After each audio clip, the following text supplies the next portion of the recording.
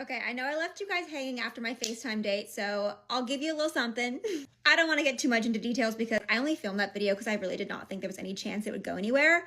And now I'm not sure. I will start off by saying I do really strongly feel that God brought this situation into my life kind of to give me some hope. In the last year specifically, I would say, I don't want to say I've been doubting God, but it's been very hard for me to have hope that there actually are men out there that have the same values and deal breakers as me. I've just been losing hope. Oops, sorry, I just got distracted. Somebody just booked a color analysis appointment on my website.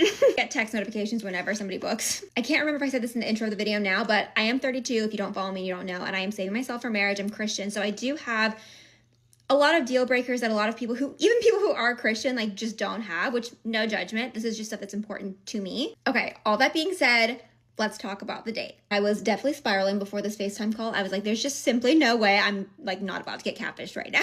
Luckily, that is not what happened. It was the man in the pictures. We ended up talking, I think, for like 2 hours.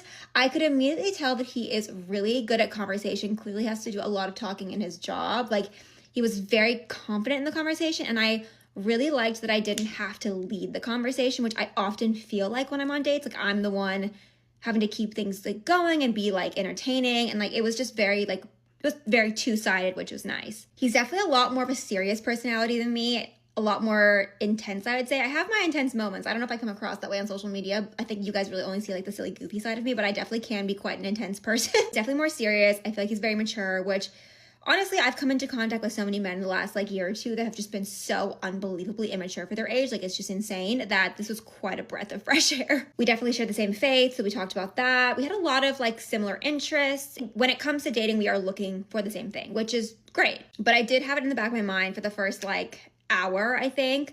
Okay, Lydia, how are you gonna work this into the conversation? Because I always bring up the fact that I'm saving myself for marriage. Like, I just feel very convicted. Like, I need to bring that up, and it has to come up on the first date because that's something that is very important to me, and it usually is a huge deal breaker. But in a shocking turn of events, I actually didn't have to bring it up because he brought it up. You wouldn't think that would come up very smoothly in a conversation, but like I said, like, he definitely is good at a conversation, so he brought it up. I think we were talking about just how the dating scene is these days and how bad hookup culture is and how people are just getting so hurt. But yeah, he basically brought up the fact that like that is something that is important to him. And I was honestly kind of taken aback because I've never ever been in a situation where I wasn't the one who had to bring that up. I think I have touched on this in my videos before, but whenever I talk about saving myself for marriage, that can mean different things for different people. For me, when I say I'm saving myself for marriage, I mean that I've never been with anybody in the past. But that can mean for some people they have been with people in the past. And for me personally, I don't care what your past is. What I care about is, at least before you've met me, you on